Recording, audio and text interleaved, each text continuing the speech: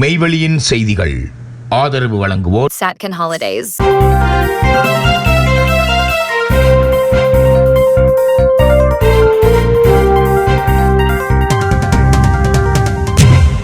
வணக்கம்.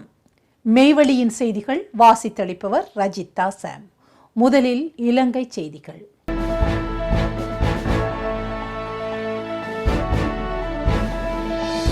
தமிழ் மொழி பேசுகின்ற சிறுபான்மை தேசிய கட்சி பிரதிநிதிகள் ஜனாதிபதியை சந்திக்க முடிவு. தமிழ் மொழி பேசுகின்ற சிறுபான்மை தேசிய இனங்களை பிரதிநிதித்துவம் செய்கின்ற அனைத்து கட்சிகளும் கூட்டிணைந்து ஜனாதிபதி அன்ருகுமார திசநாயக்காவை சந்திப்பதற்கு முயற்சிகளை எடுத்துள்ளன. அதற்கமைய இலங்கை தமிழரசு கட்சி, ஜனநாயக தமிழ் தேசிய கூட்டணி, தமிழ் முற்போக்கு கூட்டணி, இலங்கை தொழிலாளர் காங்கிரஸ், ஸ்ரீலங்கா முஸ்லிம் காங்கிரஸ், அகில இலங்கை மக்கள் காங்கிரஸ் ஆகிய தரப்புகளின் பிரதிநிதிகளின் பங்கேற்புடன் முதலாவது உரையாடல் ஒன்று அண்மையில் கொழும்பில் நடைபெற்றுள்ளது. இதன்போது ஜேவிபி தலைமையிலான தேசிய மக்கள் சக்தி அரசாங்கத்தின் அண்மை கால செயற்பாடுகள் மற்றும் அவர்கள் தொடர்ச்சியாக மேற்கொள்ளும் காலம் கடத்தும் செயற்பாடுகள் தொடர்பில் கவனம் செலுத்தப்பட்டிருந்தன. அதன் அடிப்படையில் ஜனாதிபதி அன்ருகுமார திசநாயக்க ஜனாதிபதி தேர்தலின் போதும் பின்னர் பாராளுமன்ற தேர்தலின் போதும் வழங்கிய வாக்குறுதிகள் நிறைவேற்றப்படாத நிலையில் நீடிக்கின்றவற்றை கோடிட்டு காண்பித்து கடிதம் ஒன்றையும் கையளிப்பதற்கு நடவடிக்கைகள் எடுக்கப்பட்டுள்ளன. அதற்கான வரைவு தற்போது தயாரிக்கப்பட்டு வருகின்ற நிலையில் குறித்த வரைவு எதிர்வரும் வாரமளவில் இறுதி செய்யப்பட்டு அடுத்த பாராளுமன்ற காலப்பகுதியில் ஜனாதிபதி அன்ருகுமாரவை சந்திப்பது இலக்காக உள்ளது. இதே நேரம் குறித்த கலந்துரையாடலில் கஜேந்திரகுமார் தலைமையிலான தமிழ் தேசிய மக்கள் முன்னணியையும் உள்ளீர்ப்பதற்குரிய நடவடிக்கைகளும் முன்னெடுக்கப்பட்டுள்ளதாக தெரிவிக்கப்படுகின்றது. யாழில் வாழ்வெட்டு வன்முறை கலாசாரம் கட்டுக்குள் வந்துவிட்டது. வடமாகாண ஆளுநர் போலீசார் மக்களின் நம்பிக்கையை வெல்லும் வகையில் செயலாற்ற வேண்டும் எனவும் போலீசார் திணைக்களத்துடன் மக்களும் இணைந்து பயணிக்கும் போதே குற்றங்களை முழுமையாக கட்டுப்படுத்த முடியும் எனவும் வடக்கு மாகாண ஆளுநர் நா. வேதநாயகன் தெரிவித்துள்ளார். 1966ஆம் ஆண்டு உருவாக்கப்பட்டு கடந்த 60 ஆண்டுகளாக தற்காலிக இடங்களில் இயங்கி வந்த கோப்பாய் போலீஸ் நிலையத்திற்கான புதிய நிரந்தர கட்டிடம் நேற்றைய தினம் ஞாயிற்றுக்கிழமை உத்தியோகபூர்வமாக திறந்து வைக்கப்பட்டது. இந்த நிகழ்வில் கலந்து கொண்டு உரையாற்றும் போதே ஆளுநர் இவ்வாறு தெரிவித்துள்ளார். நான் மாவட்ட செயலாளராக பணியாற்றிய காலத்தில் போலீசார் தொடர்பில் பொதுமக்களிடமிருந்து அதிகளவான முறைப்பாடுகளை பெற்றிருக்கிறேன். குறிப்பாக போலீஸ் நிலையங்களில் தமது முறைப்பாடுகள் ஏற்கப்படுவதில்லை எனவும் தமக்கு தீங்கிழைத்த குற்றவாளிகளுடன் போலீசார் நட்பாக பழகுவதாகவும் மக்கள் முறையிட்டிருந்தனர். ஆனால் இன்று அந்த நிலைமையில் மாற்றம் ஏற்பட்டுள்ளது. ஜனாதிபதி அன்ருகுமார திசநாயக்க தலைமையிலான அரசாங்கம் வழங்கி வரும் உறுதியான தலைமைத்துவமே இந்த மாற்றத்துக்கு காரணமாகும். இருப்பினும் இத்துறையில் இன்னமும் பல மாற்றங்கள் ஏற்பட வேண்டியுள்ளது. வடக்கு மாகாணத்தில் குறிப்பாக யாழ்ப்பாண மாவட்டத்தில் அதிகரித்திருந்த வாழ்வெட்டு உள்ளிட்ட வன்முறை கலாசாரம் இன்று ஓரளவு கட்டுப்பாட்டுக்குள் கொண்டுவரப்பட்டுள்ளது. போலீசார் தமது சேவைகளை திறம்பட முன்னெடுப்பதற்கு பௌதிக வளங்கள் மிகவும் அவசியமானவை. அந்த வகையில் நீண்ட காலத்தின் பின் இன்று அவர்களுக்கு தேவையான நிரந்தர கட்டடம் கிடைத்துள்ளது. இதன் மூலம் அவர்கள் மேலும் சிறப்பான சேவைகளை வழங்குவார்கள் என நாம் எதிர்பார்க்கலாம் என அவர் தெரிவித்துள்ளார். கிளிநொச்சியில் இடம்பெற்று வந்த சட்டவிரோத மணல் அகழ்வு மற்றும் கடத்தல்களால் பெரும் பாதிப்புகள் ஏற்பட்டிருந்தன. இது தொடர்பில் விரைந்து நடவடிக்கை எடுப்பதற்காக தானும் அமைச்சரும் மாவட்ட ஒருங்கிணைப்பு குழு தலைவருமான சந்திரசேகர் அவர்களும் பிரதி போலீஸ் மா அதிபரை சந்தித்திருந்ததாக குறிப்பிட்ட அவர், அதன்போது கடந்த காலங்களில் சட்டவிரோத செயல்களில் ஈடுபட்டவர்களை காப்பாற்றுவதற்காகவே அரசியல்வாதிகள் தம்மை தேடி வருவார்கள் எனவும், ஆனால் நீங்களோ அவர்களுக்கு எதிரான கடுமையான நடவடிக்கையை எடுக்க கோரி வந்துள்ளீர்கள் என போலீசார் ஆச்சரியத்துடன் குறிப்பிட்டதாக அவர் தெரிவித்துள்ளார். அரசுக்கு எதிராக குரல் கொடுக்க 30 பிரதான அரசியல் கட்சிகள் இணைவு. அரசுக்கு எதிராக குரல் கொடுக்க இந்நாட்டின் தற்போது தம்முடன் 30 பிரதான அரசியல் கட்சிகள் ஒன்றிணைந்துள்ளன என்று ஸ்ரீலங்கா சுதந்திர கட்சியின் தேசிய அமைப்பாளரும் நாடாளுமன்ற உறுப்பினருமான சாமர சம்பத் தசநாயக்க தெரிவித்துள்ளார். கூட்டு எதிர்க்கட்சிகள் கண்டியில் ஏற்பாடு செய்திருந்த மக்கள் பேரணியில் உரையாற்றுகையில் அவர் இதனை குறிப்பிட்டார். கண்டி இந்து கலாசார மண்டபத்தில் நேற்று ஞாயிற்றுக்கிழமை நடைபெற்ற இந்த மக்கள் பேரணியில் கருத்து தெரிவிக்கையில், இந்த அரசாங்கம் ஆரம்பித்த எந்த ஒரு பணியும் வெற்றியளிக்கவில்லை. குரங்குகள் கணக்கெடுப்புக்கு என்ன நடந்தது? வெள்ளைக்காரர்கள் அமைத்துக் கொடுத்த மலையக புகையிரத பாதையை 7 மாதங்களாக திருத்திக் கொள்ள முடியாமல் போயுள்ளது. வாய்வீரம் பேசும் ஒரு பிரதி அமைச்சர் புத்தாண்டுக்கு முன்னர் அதனை திருத்துவதாக கூறினார். ஆனால் நமக்கு இன்னும் புகையிரத சேவையும் இல்லை. இன்று நீதிமன்றத்தின் தீர்ப்புகள் பற்றி சிலர் முன்கூட்டியே கூறுகின்றனர். அந்த நீதிமன்ற தீர்ப்புகளை எழுதுவது யார்? எங்களது வாய்களை மூடிவிட்டு இந்த அரசாங்கத்தால் முன்னோக்கி செல்ல முடியாது. இந்த அரசாங்கம் மக்கள் எதிர்பார்த்த எதையும் நிறைவேற்றவில்லை. திட்டமிடலோ முகாமைத்துவமோ இல்லாத இந்த அரசாங்கம் தங்களது ஆதரவாளர்களை பதவிகளில் அமர்த்துகின்றது. பொய்கூறும் அரசாங்கத்தை வீட்டிற்கே அனுப்ப வேண்டும். நாட்டிற்காக வேலை செய்யக்கூடிய அரசாங்கம் ஒன்றை அமைப்பதற்கு நாம் அனைவரும் ஒன்றிணைய வேண்டும். இன்று கடல் கடந்து வாழும் அமைப்புகள் தான் இந்த நாட்டின் அரசியலை வழிநடத்துகின்றன. நாம் இந்த நாட்டை கட்டியெழுப்ப வேண்டுமானால் இந்த பிரிவினைகளை மறந்துவிட வேண்டும் என அவர் பேசியுள்ளார். கிருஷாந்தி கொலை. எனது கணவர் செம்மணி படுகொலையை வெளிப்படுத்திய சாட்சியாளர் மாத்திரமே. குற்றவாளி சோமரத்ன ராஜபக்ஷவின் மனைவி ஜனாதிபதிக்கு மீண்டும் கடிதம். பாடசாலை மாணவி கிருஷாந்தி குமாரசுவாமி மற்றும் அவரது குடும்பத்தினர் படுகொலை செய்யப்பட்ட வழக்கில் மரண தண்டனை விதிக்கப்பட்டுள்ள லான்ஸ் கார்பரல் சோமரத்ன ராஜபக்ஷவின் மனைவி ஜனாதிபதி அன்ருகுமார திசநாயக்காவுக்கு மீண்டும் கடிதம் ஒன்றை அனுப்பியுள்ளார். அந்த கடிதத்தில் கிருஷாந்தி படுகொலை வழக்குடன் தனது கணவருக்கு எவ்வித தொடர்பும் இல்லை என்றும் அவர் செம்மணி மனித புதைகுழி விவகாரத்தை வெளிப்படுத்திய சாட்சியாளர் மட்டுமே என்றும் வலியுறுத்தியுள்ளார்.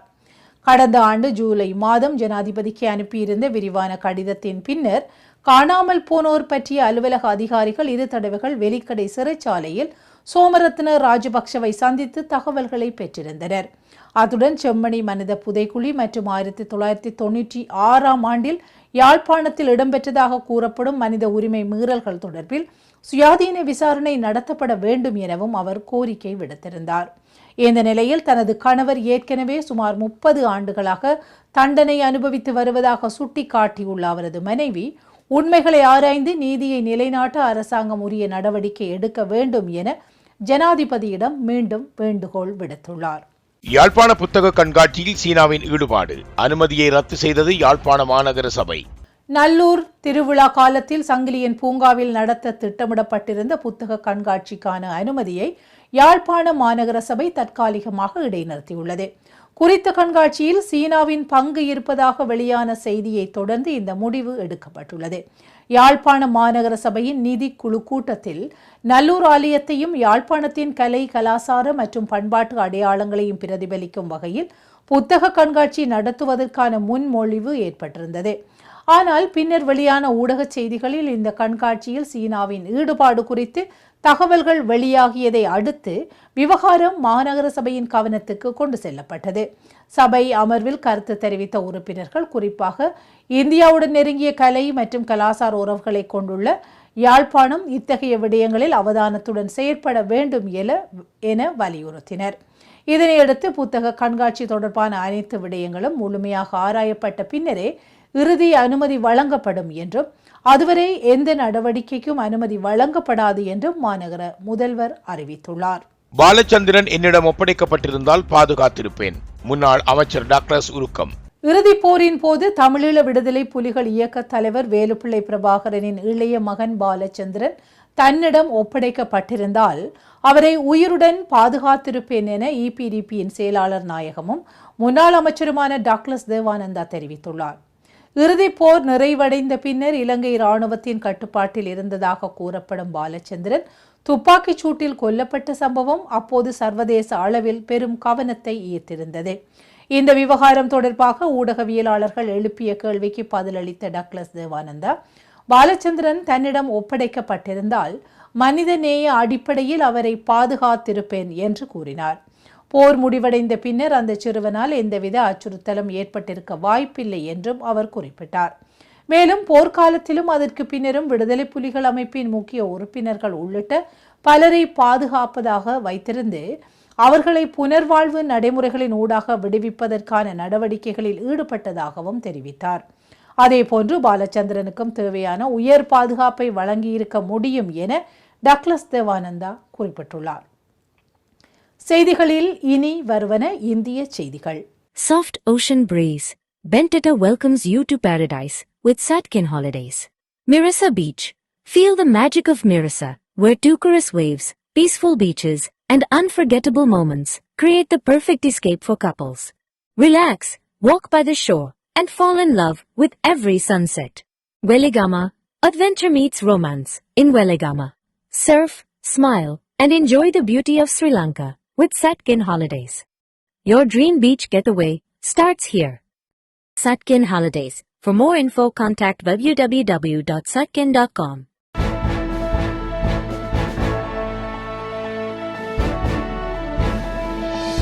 தமிழகத்தில் நடக்கும் குற்றங்களில் வட மாநிலத்தவர் தொடர்பு அதிகரிப்பு. அண்ணாமலை.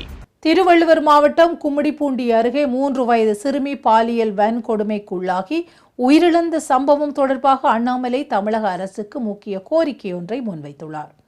இந்த குற்றத்தில் வட மாநிலத்தைச் சேர்ந்த ஒருவர் கைது செய்யப்பட்டுள்ள நிலையில் கடந்த சில மாதங்களாக தமிழகத்தின் பல்வேறு பகுதிகளில் நடைபெறும் குற்றங்களில் வடமாநில இளைஞர்களின் தொடர்பு அதிகரித்து வருவதாக அவர் தெரிவித்துள்ளார்.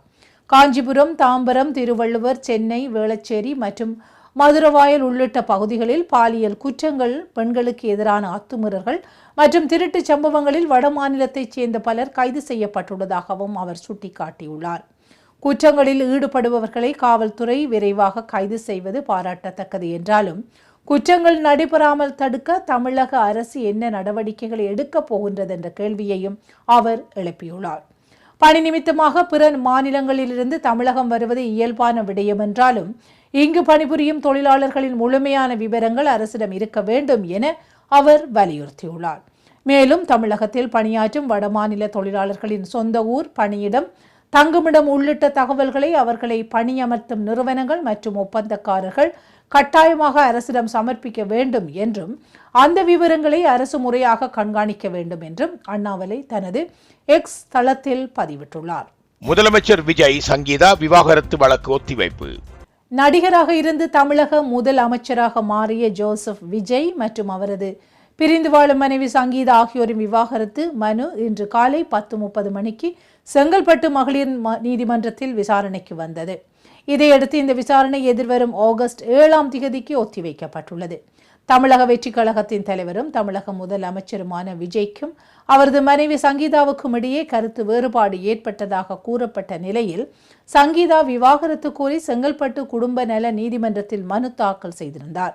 சங்கீதா தாக்கல் செய்த மனுவில் கணவர் விஜயுடன் ஏற்பட்ட கருத்து வேறுபாடுகளை காரணமாக விவாகரத்து வழங்க வேண்டும் என்று கூறியிருந்தார். மேலும் ஜீவனாம்சம் மற்றும் நீலாங்கரையில் உள்ள இல்லத்தில் வசிப்பதற்கான உரிமையையும் வழங்க வேண்டும் என மனுவில் கேட்டுக்கொண்டிருந்தார்.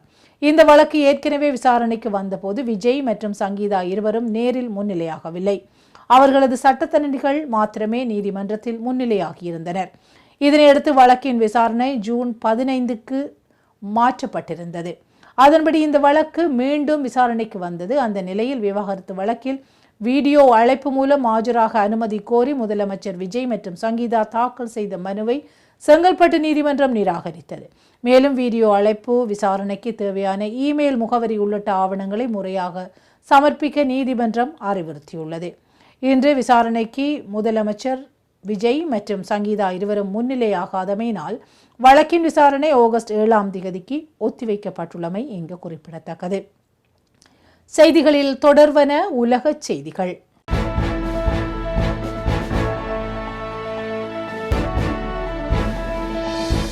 ஈரான் அமெரிக்கா போர் நிறுத்த ஒப்பந்தம், வாஷிங்டனில் அரசியல் கொந்தளிப்பு. ஜனநாயக கட்சியினர் ஒப்பந்தத்தின் விவகாரங்களையும் போர் தொடர்பான ஆதாயங்கள் மற்றும் இழப்புகளையும் தெரிந்து கொள்ள விரும்புகின்றார்கள்.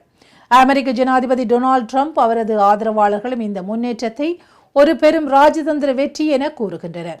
எவ்வாறாயினும் இந்த ஒப்பந்தம் மத்திய கிழக்கில் ஒரு புதிய சகாப்தத்தை ஏற்படுத்தக்கூடும் என்றும் ஈரான் ஒருபோதும் அணு ஆயுதங்களை பெற முடியாது என்றும் துணை ஜனாதிபதி ஜே.டி. வென்ஸ் கூறியுள்ளார். இந்நிலையில் ஜனநாயக கட்சி தலைவர்கள் இந்த ஒப்பந்தத்தின் விதிமுறைகள் குறித்து தெளிவுபடுத்த வேண்டும் என கோரிக்கை விடுத்துள்ளனர். போரின் முடிவுகள் என்னவென்பதையும் ஈரான் என்ன நிபந்தனைகளை ஏற்றுக்கொண்டது என்பதையும் அறிந்து கொள்ள பொதுமக்களுக்கு உரிமை உண்டு என்று கூறும் ஜனநாயகவாதிகளிடையே கடுமையான கவலை நிலவுவதாக தெரிவிக்கப்படுகின்றது. சர்வதேச ஊடகங்களின்படி எதிர்வரும் வெள்ளிக்கிழமை அன்று ஒரு ஆரம்பகட்ட புரிந்துணர்வு ஒப்பந்தம் கையெழுத்தாக உள்ளது. அதனைத் தொடர்ந்து ஈரானின் அணுசக்தி திட்டம், தடைகளை தளர்த்துதல் மற்றும் பிற முக்கிய பிரச்சினைகள் குறித்து 60 நாட்களுக்கு பேச்சுவார்த்தைகள் தொடர இருக்கின்றது. ஆரம்ப ஒப்பந்தம் அனைத்து முனைகளிலும் இராணுவ நடவடிக்கைகளை நிறுத்தி ஹார்முஸ் நீரிணையில் கப்பல் போக்குவரத்தை மீட்டெடுக்கும் என்று ஈரான் மற்றும் அமெரிக்க அதிகாரிகள் கூறுகின்றனர். ஆனால் இரு நாடுகளும் இந்த ஒப்பந்தத்திற்கு வெவ்வேறு விளக்கங்களை அளிப்பதாகவும் இது எதிர்காலத்தில் புதிய மோதல்களுக்கு வழிவகுக்கக்கூடும் என்றும் சில அமெரிக்க தலைவர்கள் எச்சரிக்கை விடுத்துள்ளனர். இதற்கிடையில் குறிப்பிட்ட காலக்கெடுவுக்குள் அணுசக்தி ஒப்பந்தம் எட்டப்படாவிட்டால் ஈரானுக்கு எதிரான இராணுவ நடவடிக்கை மீண்டும் தொடங்கலாம் என ஜனாதிபதி ட்ரம்ப் தெரிவித்துள்ளமை இங்கு குறிப்பிடத்தக்கது. இஸ்ரேல் ஹிஸ்புல்லா மோதல் தீவிரம், ஈரான் எச்சரிக்கை. மத்திய கிழக்கு பிராந்தியத்தில் இஸ்ரேல், ஈரான் மற்றும் ஹிஸ்புல்லா இடையிலான மோதல் மீண்டும் தீவிரமடைந்துள்ளதால் பதற்றமான சூழ்நிலை நிலவுகின்றது. ஈரான் மீது அமெரிக்கா மற்றும் இஸ்ரேல் இணைந்து தாக்குதல் நடத்தியதாக கூறப்படும் பின்னணியில் இஸ்ரேல் மற்றும் அரபு நாடுகள் மீது ஈரான் பதிலடி தாக்குதல்களை நடத்தியதாக தெரிவிக்கப்படுகின்றது. இதனைத் தொடர்ந்து ஏற்பட்ட மோதல்களால் ஹார்முஸ் நீரிணை ஈரான் தற்காலிகமாக மூடியதாகவும் தகவல்கள் வெளியாகியுள்ளன. பின்னர் அமெரிக்கா மற்றும் ஈரான் இடையே தற்காலிக போர் நிறுத்தம் அமுல்படுத்தப்பட்டதுடன் இரு நாடுகளும் அமைதி பேச்சுவார்த்தைகளை முன்னெடுத்து வருகின்றன. விரைவில் ஒப்பந்தம் எட்டப்படும் என எதிர்பார்க்கப்படுகின்றது. இதற்கிடையில் ஈரானுக்கு ஆதரவு வழங்கும் வகையில் லெபனானில் செயற்படும் ஹிஸ்புல்லா ஆயுத குழுவினர் இஸ்ரேல் மீது தாக்குதல்களை நடத்த தொடங்கியுள்ளதாக தெரிவிக்கப்படுகின்றது. இதனால் இரு தரப்புகளுக்கும் இடையே தொடர்ச்சியான மோதல் நிலவி வருகின்றது. லெபனான் தலைநகர் பெய்ரூட்டின் தாயிபா பகுதியில் உள்ள ஹிஸ்புல்லா கட்டுப்பாட்டு மையத்தை குறிவைத்து இஸ்ரேல் நடத்திய தாக்குதலில் 3 பேர் உயிரிழந்துள்ளதுடன் பலர் காயமடைந்ததாக தெரிவிக்கப்படுகின்றது. இதற்கு பதிலடியாக ஹிஸ்புல்லா ஆயுத குழுவினர் இஸ்ரேலின் வடக்கு கிர்யாட் ஷமோனா நகரை குறிவைத்து ராக்கெட் மற்றும் ட்ரோன் தாக்குதல்களை மேற்கொண்டுள்ளனர். எனினும் இவை இஸ்ரேலின் வான் பாதுகாப்பு அமைப்பால் சுட்டு வீழ்த்தப்பட்டதாக தகவல்கள் வெளியாகியுள்ளன. அதேவேளை லெபனானில் நிலை கொண்டுள்ள இஸ்ரேல் படைகளையும் ஹிஸ்புல்லா குறிவைத்து தாக்குதல் நடத்தியுள்ளதாக தெரிவிக்கப்படுகின்றது. இந்த நிலையில் லெபனான் மீது இஸ்ரேல் நடத்திய தாக்குதலுக்கு பதிலடி வழங்கப்படும் என ஈரான் எச்சரிக்கை விடுத்துள்ளதால் மத்திய கிழக்கில் மீண்டும் பரபரப்பும் பதற்றமும் அதிகரித்துள்ளது. இத்துடன் மெய்வழியின் செய்திகள் நிறைவு பெற்றன. தொடர்ந்து நமது மேலதிக செய்திகளை பார்வையிட www.மெய்வழி.com என்ற இணையதளத்தை பார்வையிடுங்கள். தொடர்ந்தும் நிகழ்ச்சிகளோடு இணைந்து கொள்ள மெய்வழி ஆப்பையும் தரைவிறக்கம் செய்து கொள்ளுங்கள்.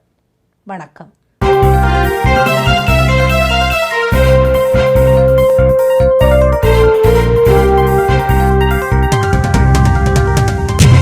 Soft ocean breeze. Bentata welcomes you to paradise with Satkin Holidays. Mirasa Beach.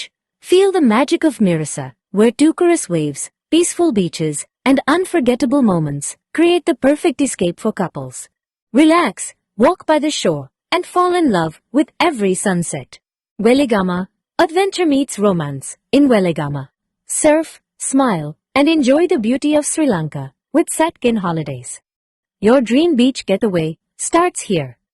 Satkin Holidays. For more info, contact www.satkin.com.